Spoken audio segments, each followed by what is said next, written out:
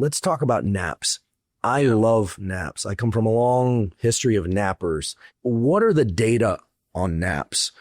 Naps can have some really great benefits. We found benefits for cardiovascular health, blood pressure, for example. We found benefits for learning and memory, and also emotional regulation. What we've also found is that naps of as little as 17 minutes can have some quite potent effects on, for example, learning. NASA pioneered this back in the 1990s.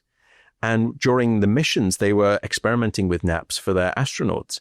And what they found was that naps of little as 26 minutes improved mission performance by 34% and improved daytime alertness by 50%. So it's long been known that naps can have a benefit. Naps, however, can have a double-edged sword. There is a dark side to naps. Some people, however, if they are struggling with sleep at night, and they nap during the day, it makes their sleep problems even worse.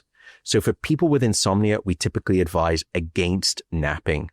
And the advice is if you can nap regularly and you don't struggle with sleep at night, then naps are just fine. But if you do struggle with sleep, stay away from naps. If you are going to nap, try to limit your naps, try to cut them off a bit like sort of caffeine, maybe, 8 to sort of 12 hours, maybe not that, far off, maybe sort of 7 to 6 hours is a good rule of thumb. Try not to nap essentially late in the afternoon.